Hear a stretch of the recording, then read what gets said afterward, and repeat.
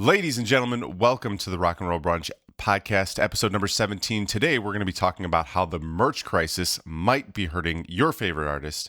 Also, the most recent release from Sincere Engineer, all that plus much more, all on today's show.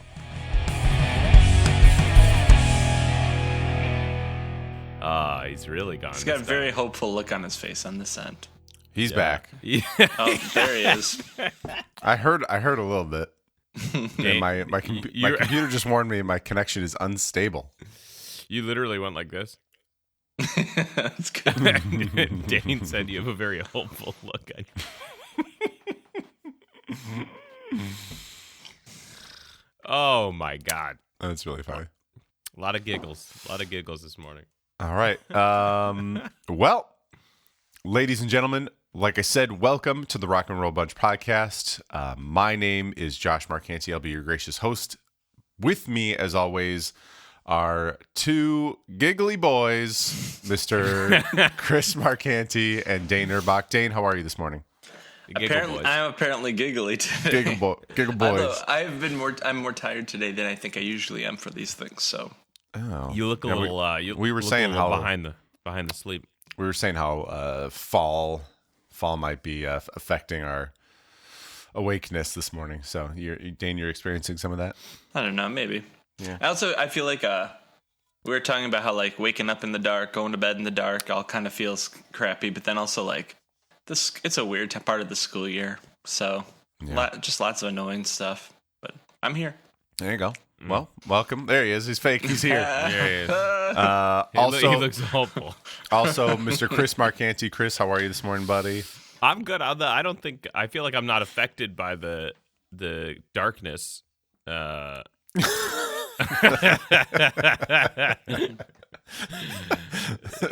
the darkness that is Dane's existence. No. I meant the light, the sun. I'm with you. Like going to sleep. Do gingers need more sunlight to stave off? I read that in the book. Seasonal depression. No, they need less sunlight. We always need less sunlight. You generate your own sunlight. What? And that's exactly right. And I would say that a lot of people, you don't know that about you. You don't know that. They wouldn't know that about you looking at it. That you generate your own sunlight. I generate my own sunlight being a ginger. Yeah. Is it less sunlight and more like heat from hell because you are soulless demons? I'll say it's a warmth. It's a warmth. It's a glow. It's a warmth. Talk about the darkness. That just took a dark turn, man. Yeah. That's it's a dark turn. It's a dark time of year. It's the Halloween season. We're spoopy. You know. Mm. So spoopy. I don't really want to like do an on-air meeting here, but we're talking about meeting. Here we go. We're talking about meeting in person, and next Sunday the next Sunday we would meet would be Halloween. Oh, a Halloween spooky special. I mean, spooky special. We could plan a little. If we were planning out this far, I think it'll be a lot easier for us to get in person. But then we can also, I don't know, costumes. I'm gonna have my costume ready, guys. We're gonna show up to Denny's at 5 a.m. in costumes. Yeah, I'm all for it. And then record a podcast. Yeah, those old ladies will have no idea what just hit them. What just hit them? It's a train wreck. Yeah. Also, Dane, I'm imagining you being a cat for some reason. You guys are gonna like my costume. I'm excited for it. Yeah, you're gonna like it. You're gonna know it. It's gonna be good. I'm very excited. You're gonna like the way you look. I guarantee it. There you go. Dane, Dr. Fauci reading ads. Oh no, that's the Walter J. Smith or Walter E. Smith or whatever. Walter E. Smith. No, that was Men's Warehouse. Mine was Men's Warehouse. Oh, no, I know, but you read the Men's Warehouse ad as though you were Dr. Fauci. Dr. Fauci. Dr. Fauci's a little bit up here. You understand? He's a little bit more New York, a little bit more Bronxy. A little bit more in the throat and a little less in the belly. Right, Yeah. right. Mm-hmm. I got you. On air direction. On air over voiceover direction. Dane, what you been listening to lately? I have been listening to this album by Couplet, which was my Apple Music is doing that thing where it grays out. Yeah, no. Part of me thought that album was that bad. No, that it's so good. It's very weird. It's very good and it reminds me of like Death Cab for Cutie and like Plans and stuff. The dude from Into It Over It has started like this label, and they've been putting out music in kind of this interesting way. And so Couplet's a good band. You should check them out.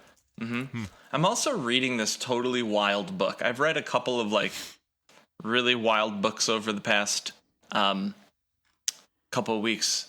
One of them is a fiction like horror book called Home After Dark, and it was just really good, and I got through it. But then I've been listening to this podcast called Astonishing Legends, and there's like this 2-part series where like they talk about this book called The Vertical Plane that if I tried to explain this to you on air, it would become the entire episode. But like basically in 1984, this dude brings home a computer from the school he works at, and can't connect to a network or anything. And suddenly these messages from 400 years in the past start appearing on like the floppy disks. Whoa. And it's supposed to be a true story. And, yeah, and I'm totally into it. But the book is like $500 everywhere. Oh, we lost Josh, didn't we? We lost Josh. But I found a free ebook version, so I'm like devouring this book. I'm trying to. That's cool. I'm trying to talk directly to Josh here. I know he's into more of this, like spoopy stuff. Well, definitely more of the stupider stuff. But that sounds actually pretty rad. It's really interesting, and especially because it starts. I know where it's going, and it'll start becoming more than that soon. So, anyway. Oh, there's Josh. He's back. We found him again. Hi. Yeah. What's funny is on the podcast, it will seem like you never left, presuming you didn't stop recording or anything. Nope.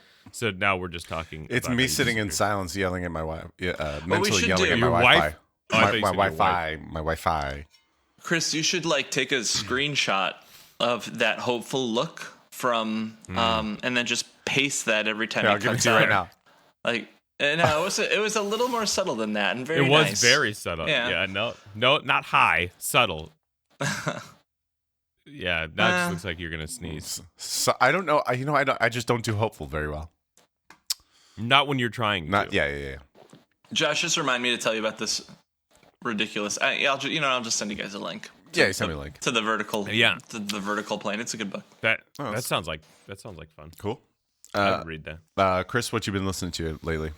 I haven't listened to anything really new except for Jason Isbell put out I feel like he comes up all the time on the podcast, but he put out a cover album of I think it's either all artists or all songs about Georgia.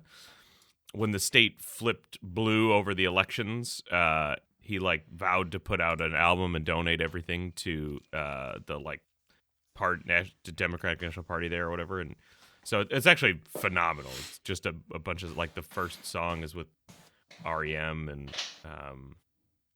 or an REM song, and anyway, it's really good. But cool. Other than that, I haven't really been listening to a lot because I've been on conference calls all week. It's a busy week. Fits in the Tantrums record, new Gary Clark Jr. These are all like not punk albums, but it doesn't have to be punk.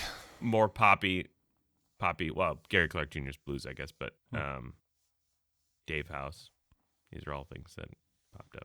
He's just looking at his Apple Music right now. I am. Speaking of books, though, I've been reading the Dave Grohl biography or memoir thing, and I'll tell you what, I'm like, I don't know, 100 pages in or whatever. And I was saying this to Josh the other day.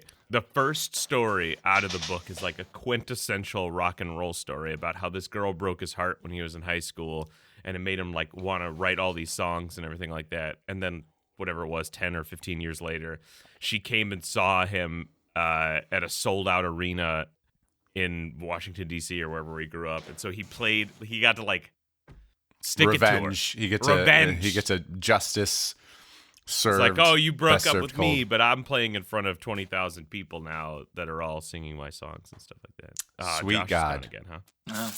Sweet I'm Jesus. telling you just gotta. Well, you're gonna need to do some good editing today to just like put that hopeful, just sort of stick it in there. No, it's good. We're relaunching this bad boy. I'm just gonna hop in with Chris. Did you finish your conversation with what you've been listening to? Yeah. Cool. Sorry for the technical difficulties. Real quick, what I've been listening to, I actually want a similar vein to you guys, where not what we usually talk about. I discovered Kevin Lyman has a podcast, My Warped Life, and I totally want to recommend that to you guys. Basically, yeah, he since Warped is done, I think he's kind of got this like view of, he wants to talk about how Warped Tour came about and some of the history, some of the things he experienced, some of the things that other bands experienced. So he's been, he started his episode 1 and 2 just start by interviewing, different bands and different people. So it really, really great. Really loved it. I'm going to continue listening as a guy who kind of grew up going to, we all grew up going to Warped Tour, and getting some of that behind the scenes info. Totally great. Do you think we can get him on our podcast? Oh, I emailed him. He's really interested. He seems like a nice guy. He seems like a really, really nice guy. Maybe he'll accept. I have interviewed him before, so yeah. Dane, that's a hookup. Email him. Actually, somewhere I may still have an email from him. Although I think I might have also worked with a publicist, and they might not have given me that spot. But I don't know. Use all the clout in the world that you have and get him out. That'd be hilarious. I actually remember, like, guest number 2, Kevin Lyman. I actually do remember when I talked to him, I was like all geared up for the like Warped Tour's not punk anymore kind of like angle. And then I started asking him questions, and he was very good about diffusing some of that. So I was like, well, tell me why this like one pop electronic artist isn't punk. He's like, tell me why like it's not punk to have somebody a little outside of your comfort zone play music to you. And I was like, Ouch. okay. You got me. It was, I mean, I wasn't trying to be aggressive at all, but that was like my mindset going in, and he made me think totally differently about what his vision was, and it was really good. I liked it a lot. Cool. Mm-hmm. That's funny. Dane's gotcha journalism. Mm-hmm. Yeah, you know me. Gotcha journalism. All right. Well, with that, let's go ahead and get the show back on track.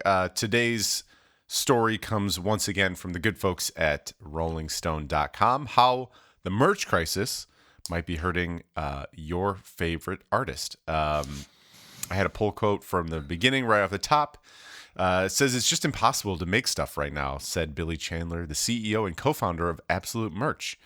Some of our partners are telling us not to even think about sending them print requests right now until January. Bands are used to having several items on their tours always in stock, but I think it's unrealistic for most artists to be running their merch the way they did before the pandemic.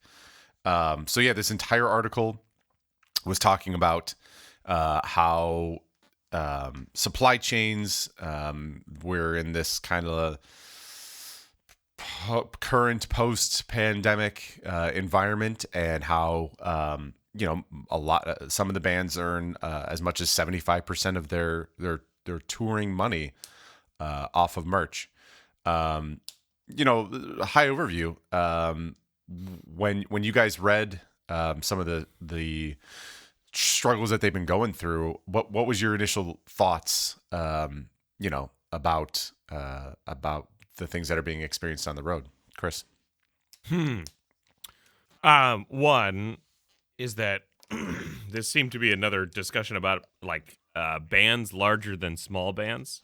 If that makes any sense. Like they interviewed a bunch of people whose entire job it is the outsourcer for concert merch, which I thought was like super interesting in that, like, obviously these large tours and these larger bands, they hire companies to deal with all of their merch, stock their merch, deal with all of that stuff, and then like staff their merch tables and stuff like that. I thought that was like really interesting, especially like as a business, they'll do that for 5 bands, and then they'll take all the discounts that they get, meaning that like, all right, we know we're going to need 15,000 black t-shirts to print.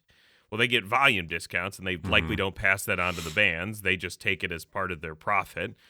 And So I found all of that like hard to swallow in that, yeah, there's without a doubt supply chain issues right now, and like there's boats caught in the canals and stopping production of all things coming from other countries and things like that. Without a doubt, it's definitely leading to price increases because there's some scarcity going on in some of those like different products.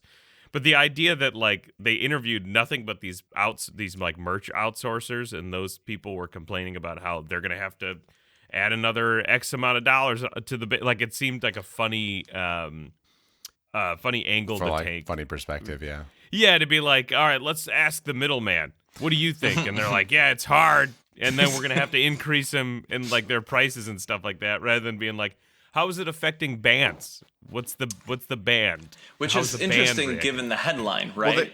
Yeah. Well, I mean, Like, they go ahead, Dane. Sorry. I was just going to read the headline, how the concert merch crisis might be hurting your favorite artist, which is not to, talk too much shop here, but like I spent the last week teaching my journalism kids, my introduction to journalism kids, about headlines and like what makes a good headline, and what, one of them is accuracy. And not on the internet. You could just Yeah. you could say whatever you want to you get those can, clicks. right? But it's not very good journalism. Like some editor, though, read half of this article and said, yeah, they'll probably talk to an artist. But there's no, I think some of this article is about how it hurts artists a little, but it's definitely more about how it hurts the middleman. And I guess I didn't even notice that until you said so. Like, it's pretty interesting. Yeah, it's just funny to me that like how it might be hurting your favorite artist by saying like they're downstream of this entire conversation. They at some point they might get to the artist, and then you trying to buy a T-shirt is going to be a problem. But how it impacts the middleman. I'll also say that recently, without going into too much detail, I had to get a large volume of T-shirts printed, and I had nearly no problem doing that. And so I just So, and that's the thing, like, they did talk about the perspective of mid and smaller bands facing some of these issues, but it's also like counterpoint, like. I do see a lot of like content creators online with constant merch drops. I see a lot of my favorite bands online with constant merch drops. And I'm sure that there's delays and price increases and stuff like that. But I wonder like how much of this is specifically for like, they talked a lot about like the shipping of shirts and getting it to where it needs to go. Now that is interesting to me. Yeah, right. So like as a band online or somebody who owns a T-shirt company online, I wonder if they don't face those same issues where it's not really so much about like in the article they talk about how yes, there's cotton shortages, yes, there's labor shortages, but they did focus a lot on like, hey, sometimes the FedEx guy, has a hard time getting it to the right spot or whatever. And then the band plays the first 2 weeks without merch. Or that they miscalculated and sell all their hoodies in the first 3 days or something. Yeah. Which like that's not even like a pandemic problem. Like that's a problem for people, period. Like it's like there are companies whose entire job it is to do purchasing and like volume purchasing and to understand how those levels will fluctuate. And sometimes you miss and end up either you could be over with $20,000 worth of product, or you can be sold out of it. Like that's not enough.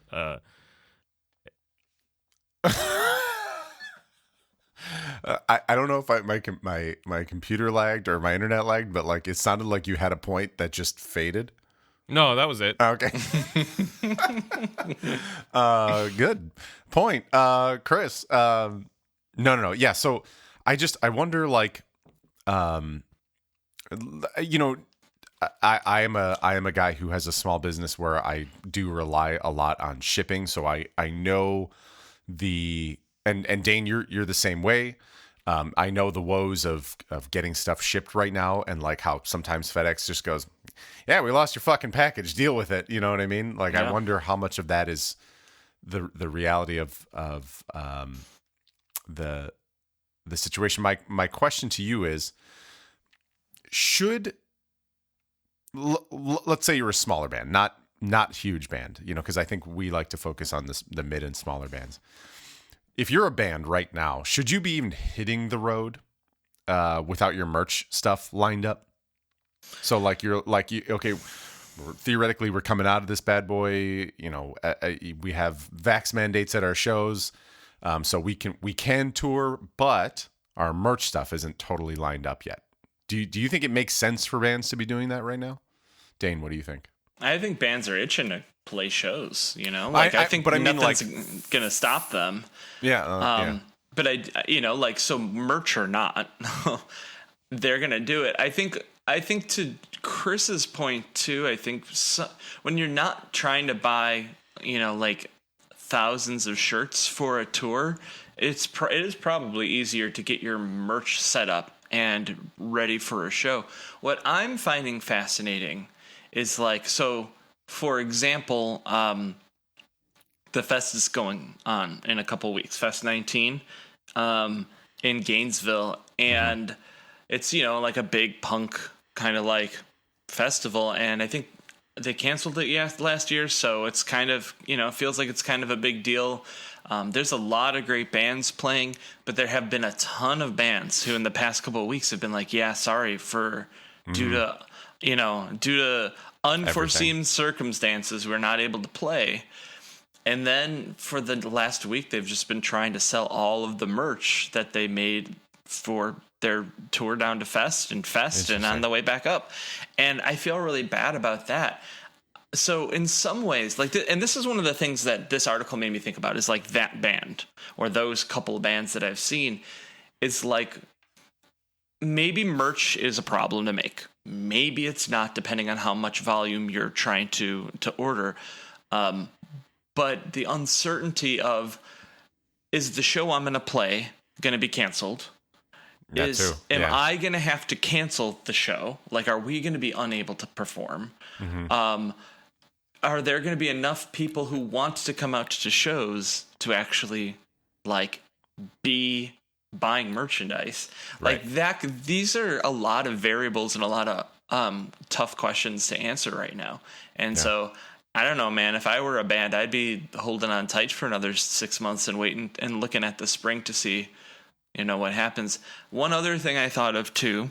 Is, before you move on, I like your question of or the point you made of that, some bands just want to get on the road and they're going to risk it all to just play a show, because not playing a show sucks. Sucks more than having to deal with maybe there's who knows, maybe there's a big flare up and everything's shut down again. I thought that was an interesting point of I don't know, fuck it, let's just play a show and see what happens.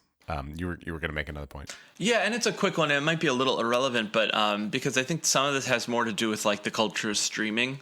But considering that artists are not making money off of their music anymore, I think there are some lucky larger artists that are able to sell out 500 or 1,000 or 1,500 records on vinyl or something. Mm-hmm. But I think that considering that most artists are making on a really good month $100 on Spotify, merch is more important than anything.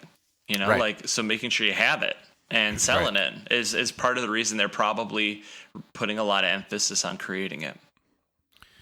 Can I tell you that one of my biggest gripes is how specifically small bands, and bands that we end up talking a lot about on the show, of trying to review smaller bands' records and stuff like that, do a fucking abhorrent job of having good merch. And and I realize that there's a capital cost, there's a cost involved to going all right, I need to buy some shirts and then just stock it, right? But to your point about streaming and this conversion of a band Free Throw is a perfect example. Or I love the band, I probably won't be able to see them, aside from the fact that the show's sold out. I don't know, I'm still not crazy about going to shows, so they won't get my money there. I won't buy it on vinyl. They won't get me my money there. I want a T-shirt. I want to support you guys somehow. And their merch is awful. And like they're I hear that. And you go like, guys, it's super easy to print your own shirts. Like, you don't have to go spend $500 and have a printer do your stuff. It's easy to go on the internet, spend 2 hours. I mean, talk about DIY and punk. Like, it's easy to go on the internet, spend 2 hours, turn your light off in your bathroom, and screen print your own shirts. And so it's like, I like the article is bringing out this interesting argument to me of like, it probably sucks to be at volume and like they talk about the Hella Mega Tour and that you're selling 15,000 shirts a night. Like, that's probably in this day and age right now with the pandemic a hard thing to keep up with because supply chains are so fucked.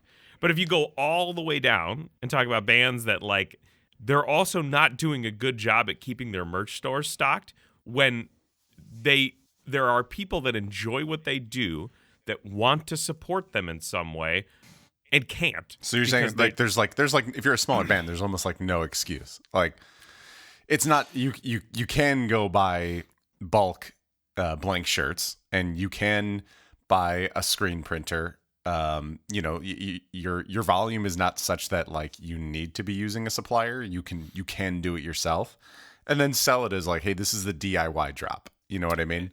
I mean, it could be as this is what bothers me about it. It could be as simple as print one shirt, put a picture up, right? You have to make a screen print, but you have to make a screen, and that screen's good forever. Once you make the screen, put the picture up. When somebody buys it, you run over to Hobby Lobby, you buy a shirt, just one, with the money these people already gave you. Yeah. You screen print it. It takes 2 days. You put it in a bag, and you fucking ship it to people. Yeah. But the idea that doesn't exist with smaller bands for some reason absolutely drives me insane. I bet it because does. I bet it. I mean, I would assume that it does. You know, for the smarter guys who. I would say that more than like I tried to buy We Were Sharks merch and I'm like, what's going on? And then I tried to buy. Yeah. I have to jump in too, and I know this is a slightly different tack, but in terms of bad band merch, I feel like a lot of dudes just sort of sit around after band practice and like sip beers and are like, go on. What if we like? I hear this. What if our shirt was just like, I don't know, we took the Pringles guy and put our logo on it? Because this is where I thought you were going with it. Where like there's like, the design just sucks. It's like yeah. And I feel so, and I feel like the two options that are usually presented to a lot of artists when they're creating or bands when they're creating merch is let's just farm it out to somebody else completely. You know, like let's like have some designer somewhere else who's maybe heard one song by the band when they were hired to do the job create some merch, or let's hire our friend to do the version of the wacky parody shirt that we want to make. Both of which are fine, but when I want to buy a shirt. And it's not just the name of the damn band on a black shirt or something, or it's my options are goofy parody and the literal album artwork or something, something really boring. It annoys me too. I think something that's really cool is like, just like it's easy to print your own shirts. Right? Another DIY thing would be to find a fucking DIY artist on Instagram who's got 500 followers. I wouldn't even do Fiverr, right? Fiverr's cool, but it's, sometimes you get what you pay for. Like if you poke around on Instagram for 15 minutes, you'll dig a little hole into the cool illustrator or the cool graphic designer area of Instagram. If you follow a person who's friends with a person who's friends with a person, you get into this area where you can be like, hey, dude, I really like your artwork. How much do you charge for an original design? And the guy might be like, I don't know, $100. And $100 for an amazing design that you're supporting a smaller artist as a smaller artist. I mean, I don't know. It seems like a win-win-win across the board too. So I couldn't agree more. But back to the the supply side of things, though. My question to you guys is, knowing that bands are struggling right now, knowing that they are paying higher prices for delivery and cotton and printers and stuff like that. If it's me, I don't want to spend more than like $20 on a shirt. I was very prohibitive to walk up to a merch table and be like, $30 for a fucking shirt? Are you serious? But knowing all this stuff in the age that we live in, are you guys cool with a $30 or $40 t-shirt up to a merch table? I mean, knowing what you know, Chris. I have a different way that I calculate these things in my mind. So obviously. Do you know how tired I was by that? I was. All right. Wait, what's a CPA? Come on. Yeah. Let's hear it. Because I have this argument with my wife all the time, which is effectively so you're going to drag us into your marital arguments? You literally go like, oh, but this thing is $20 or $30, let's say. But we could go get the cheaper one for $20. What is $10? What is $10? Well, I mean, if you think about it, the Treasury Department's basically like, should we keep making $10 bills? Does anybody really use $10 bills? But the ticket was $50. Parking was $20. My point is to say that everyone's doing this calculus in ways to go like, I don't need to spend the money, right? But then they get really pissed off when their bands don't exist and don't go on tour anymore. Yep. And so if you're walking up to the merch table, this is me, and I understand that. I will buy a t-shirt. I bought a free throw t-shirt. I was like, I don't know, whatever, fine, that one. I put it on. It doesn't fit me. Ugh. I go, that's in the donate pile. But I spent $30 for no reason. Right. And guess what? The idea of giving a band $30, fine. Sure. For getting I got the value out of the music, and I gave them $30 for a t-shirt. Sure. That I'm not going to wear. So the price doesn't matter to you. It's supporting the band. If I walked up to a merch table and it was a $100 t-shirt, I'd be like, what the fuck is going on here? But $100. But I promise you, blank t-shirt prices are skyrocketing. Yeah. And so the idea that I'm getting passed on that price increase as a consumer of the merchandise, I have zero problem. That's normal. Yeah. Long story short. I hear what you're saying. Dane, what about... And another thing. And by the way, you know what really grinds my gears? Dane, what about you? Are you buying a $40 t-shirt at a merch table? I'm not. And like, to be very clear, like... See? Written off. As a guy who's just got a weird body shape and shirts don't fit him very well anyway, I don't know that I'm going to spend $30 on a shirt unless it's a favorite band. I've never seen them before. I don't have any merch from them. I haven't gotten out to shows very often, and I'm really excited to be there. And then I'll be like, yeah, fine. I brought the cash. Let's do it. Let's do this bad boy. I will say, for a band that I'm kind of like, oh, I'm interested in this band. I've never heard of them before. I'm probably not going to spring for a $30 t-shirt. Yeah. If there was a band that impressed me as an opening band that I had never heard before or something like that, I'm probably not going to buy. But you know what I am going to buy. The $25 record, yeah. I mean, like, duh. I've done that 100 times. For sure. So the t-shirt thing for me is kind of a harder sell. If it's a band that I love, I feel like I'm probably like Chris. Like, if I have all of their music and I'm a super fan and I'm here and I'm excited to be here, I would probably spring for $30 on a shirt. Yeah. If it's something else and I'm still interested in the band. It's a no-brainer just to buy the record. Yeah, I'm in that boat too. Where like, oh, Chris, go ahead. No, I was just gonna say, that to me, Dane, that's splitting hairs. Like, we're talking about doing the exact same thing to support the band. Oh, you're right. Yeah, I'm not disagreeing at all. Yeah, it's just where you put your money. But we are. Yeah. If we're talking about T-shirts and stuff, because that's what this article is mostly about. I think that's kind of where I stand. But philosophically, I'm thinking I'm on the same wavelength as Chris for sure. Yeah. Yeah. Yeah, I'm in that, like, my torso is almost as long as my legs. Like, I have like a weird, like, I'm a medium, so I go to the merch table and like the small's gonna be too tight, the medium's gonna be too big. I'm gonna spend $40 and be annoyed, so I'm gonna buy the record for sure.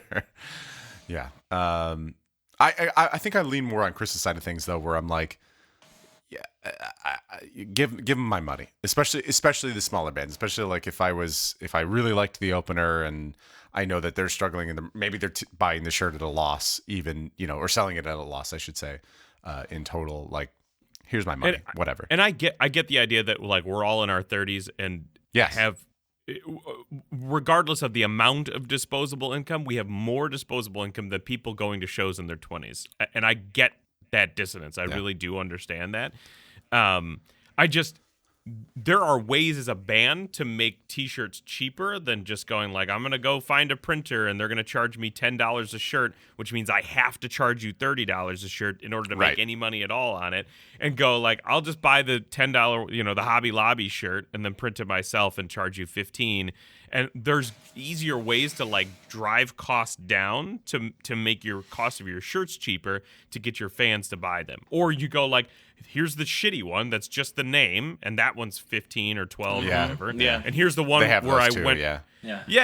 Here's the one where That's I went to an artist and had, but I have to charge you $30 because I already paid for the logo, the design, and all that different stuff. But I realize that I think of things differently, but it just bothers me that like there are bands going like, no, we're not like, but, and then you go, just give me something to fucking buy. Just give me something to buy. Before we, you gotta finish points, buddy. The trailing off is problematic. Before we move on, I wanted to get real quick. Do you guys have any, sort of on topic, do you have any weird supply chain issue things that have affected your life? Give me, you know, like 30 seconds of like, what do you? Dane can't put out a record for a year. I've been avoiding putting out vinyl. Like, low key. Give me the what's a weird supply chain issue thing that's affected your life that like, low key. I've been like, I love that show. There's all kinds of reasons that vinyl's kind of problematic right now. It's as exciting as it is, but having to wait 8 months or 10 months to have a record in your hand is really hard. There have been artists who are releasing music and like the album drops on a certain day and like 2 months later you can get the vinyl. And we talked about that. Yeah. So like that's the thing. But I also will say, and I'm not in this business yet, but it's a business I'm interested in. 30 seconds, Dane. I know, but books are in the same boat. Like if you wanna get a book, they're saying like order in October whatever book you want to get for December or for Christmas, because otherwise it's gonna be stuck. Yeah. What about the pricing of books, by the way? Just out of curiosity, has that? This is fascinating. Yeah. I don't know how it's impacted the price of books because I'm not a CPA and I don't care about that stuff so much. But I will say, few of us are. I will say, take a swipe without answering the question. I bought a $20 hardcover that was just released on Amazon for sure. But for the most part, a lot of the books that I buy, and here's the thing about books, they're different than albums because and here's the thing about books. Well, like you might not discover, so many books come out and so many people are not on the like a new book Tuesday kind of like keeping up with that. But like honestly, I buy most of my books used because I want to buy. I love that book and I'm excited to read it, but I don't know that I want to spend $24 on a hardcover copy because all of the trade paperbacks are sold out on Amazon or something. Like, I'll buy it for $5 on thrift books or something. Sure. Yeah. Chris, any weird supply chain issue stuff that's affected you? Strawberries. That's what I'm talking about. What's up with strawberries? There was a drought. And wait, you're being serious? Now all the strawberries are bad. So every time I go to the store to buy strawberries, it's always like, oh, half the thing is rotten. I thought this was like a setup for a strawberries. joke or a quote from a show that I didn't know. Nope. Yeah. Nope. The biggest, the week to week supply chain This is what I'm issue that asking. impacts my life. This is what I want. Fucking strawberries. That's funny. Mine is the fact that I'm going to go with our in-ear issue that we had where we have our in-ears, and we were like, let's get some new ones. And Chris orders one, and it's just like, you just can't get it. Yeah. And then like the day I opened mine up, I broke my cable, and I'm like, well, I got to get a new cable. And then I immediately went on bnh.com, and they're like, yeah, we'll give it to you for $40. And I'm like, fine. And then they're like, we'll ship it maybe sometime. I'm like, God, Yeah, you'll get it in the future. God bless it. Yeah. Cool. Well, speaking of mid to smaller bands, we went ahead and wanted to review the latest from Chicago-based. I think, yes. Yeah. Sincere Engineer, they put out a record called Bless My Psyche. Dane, you had mentioned in a previous episode this band, and you were selling Chris specifically on the female singer aspect of it. I remember, I know this because I recently listened and you were talking about it, and I was like, oh, funny. Give us your impressions about Bless My Psyche. I don't want to hit the female singer thing too hard because I just think good music is good music, and I kind of wanted... You don't want to hit female singers? But I also, there's this thing where if Chris has this totally ridiculous opinion about a particular gender of singer, which I echo completely. This makes it sound so much worse. Maybe, but anyway, you know, there's a lot to like about this record. One of the things that I like is that a lot of punk bands kind of wear their sort of like folky, like acoustic heart on their sleeve sometimes. So like you can tell their songs started as like something that was more singer-songwritery. Yeah. And sometimes that means there's some boring acoustic songs along with some really good punk songs. And I think this record does a good job at making the punk songs feel rowdy and fun. I think the opener, Trust Me, like it literally punches you in the face in that first song. Her voice is just in the right register and the right amount of growl and oomph to make it like pretty intense. I think Hurricane of Misery is kind of a good bouncy, like intense song. I think those are great, but I also really loved the quiet songs, and I loved the way the album kind of dips into the quiet songs. It's not like a full stop new song. I thought like Recluse in the Making is a good example of that. I thought Out of Reach was a really good example. The song kind of just quiets and it goes into. I think Sincere Engineer, which I think used to be more of a solo project, and I think now is more of a band. Yeah. But I don't know if I've got that impression right. I think her initial online handle was Sincere Engineer. Yeah, so it was like her doing her own thing. Yeah, and I remember I reviewed the previous full length, and it was, I think, supposed to be more of a solo kind of thing. But I feel like this album feels more realized. It feels like a band album. It's got a lot of character. It's raw and it's honest, but it sounds great, and it's got a lot of energy. And I don't know. I think it's been one I've come back to over and over again. So I'm going to hop in here and go second because, Dane, I literally wrote down almost word for word the things that you said. Like, it's really funny. Everything you said, I completely agreed with, and that's rare for me. Especially because I, contrary to what you just said, like I do have a problem with female singers. Like they just don't hit my ear right. She's the exception to that rule here, where her voice is like, I wrote down that it has the right amount of that like male low end whine when it's supposed to be there, grit when it's supposed to be there. Which I was really just a big fan of. I wanted to note that I accidentally started the record on the song Recluse in the Making. And so for some reason, I just hit play and it jumped to that song. And I was like, what am I listening to? Mm-hmm. Like it started me off on the wrong foot. Yes. Because you're not supposed to start there. So I was like, I don't know. And then on my second listen, I was like, I'm an idiot. I don't know what happened there. So the first 3 songs are just like bangers, just like right out the gate, really fun. Like you said,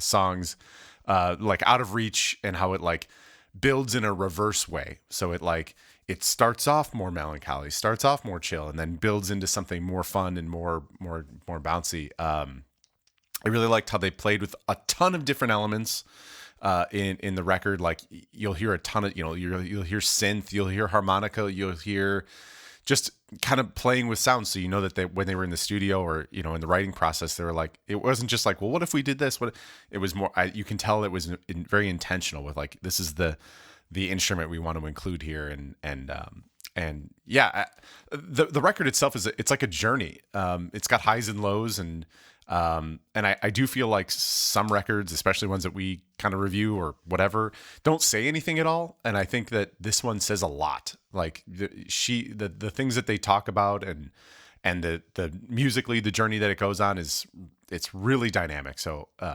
really, really, really enjoyed this record. Hey guys, really quick, my daughter is screaming for me. I hear. Yeah, I hear her. The monitor's off. It's coming through the vents. Wow. So Oh. I need to just go get her set up to watch some Gabby Cat or something like that. Yeah. Chris, you can keep going, or you can wait for me for 30 seconds. Okay? No. Yeah. I'll go.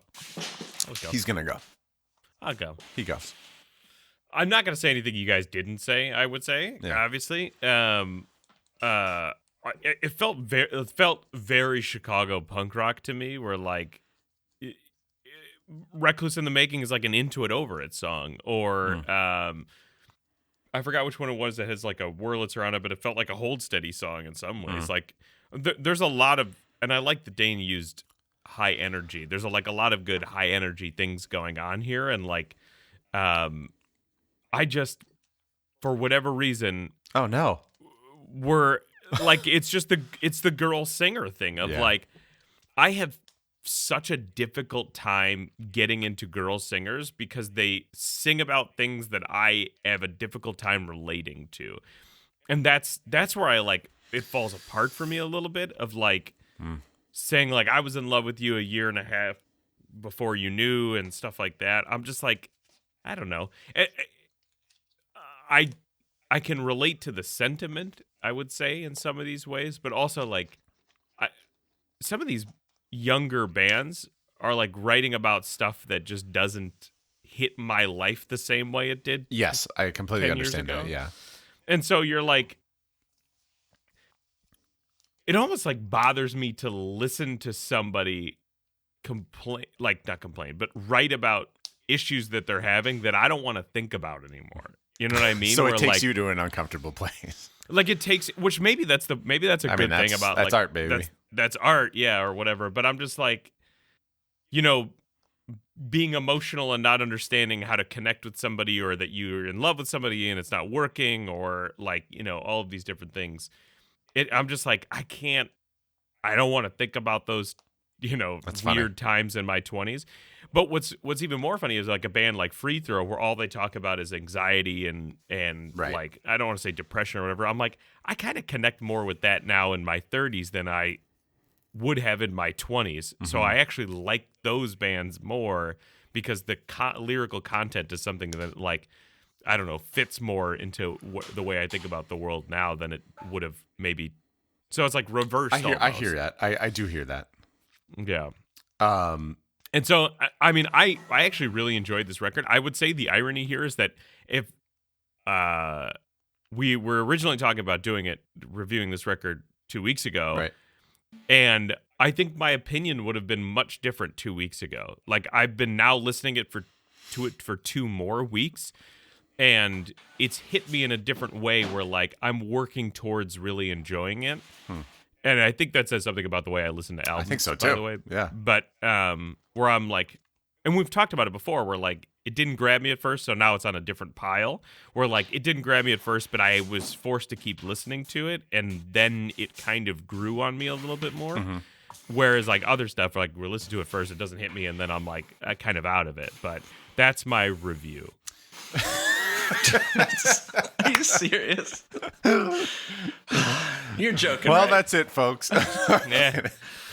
Check, please. Chris, give him the real quick the Dane for the listeners. Dane just returned. No, I was saying that the one sentence. Yeah, I legitimately can't disagree with anything you guys said. I think that I like the discussion about energy because I think that is in control here. Like they do a great job of controlling the energy. There's something about girl singers that like I can never get into the thing they're singing about. And I was saying that no, it's different. It's different. He's talking about lyrical content. Yeah, and some of, like I was saying to Josh, some of these things of like she's talking about like I was in love with you a year and some change or whatever before you knew. Like some of that stuff makes me think about things that I don't want to think about anymore, like uncomfortable being in your 20s. Stuff it down. Yeah. And so, Josh's argument was that that's art. That's what it's supposed to do, and it's supposed to make you uncomfortable or whatever. Yeah. But I'm just like, I can't. Doesn't mean you want to listen to it. I don't want to. Yeah, sure. And I get to choose. You do get to choose. But the last point that I'll make is that I think the fact that we were going to review it 2 weeks ago, and I spent 2 more weeks with it, made me review this, made me enjoy this album much more than I would have had we reviewed it 2 weeks ago. But overall, like a very Chicago punk rock band, super high energy, and Josh just lost all his video. No, we're good. And I'm going to say this. I bet if we saw them play, and they've played places like Epic Deli and stuff. Yeah, I bet we would... I bet our mind would be changed even further. And I mean, collectively, like even me, I feel like I would be like, go from being someone who likes the band more into someone who would buy a $30 t-shirt. You know? Yeah, like a supporter. I did watch their Audio Tree, or I think it was Audio Tree or something like performance. And I think you're right. I definitely think you're right that like what you feel in this album comes out even harder in a live show. Yeah. But yeah. Interesting. Dane, so where does this one sit with you for the year? For stuff that we reviewed? I don't know. It's late in the year, and it's so hard to answer that question generally because do you guys find it's hard to keep track of music at the end of the year of all that you've listened to now? Because Josh has gotcha journalism. That's why. We're all gotcha journalists. I know, right? It's so hard to answer that question, but I do think that I'm going to be coming back to this one a lot. I think at the end of the year, when I'm really making an assessment of what I listened to a lot, what I enjoyed, and what hit me, I'm going to be thinking hard about this one. Mm-hmm. Like I might decide that it's on the top 5 or top 10 just because it emotionally, and I do think lyrically, I didn't touch on this very much.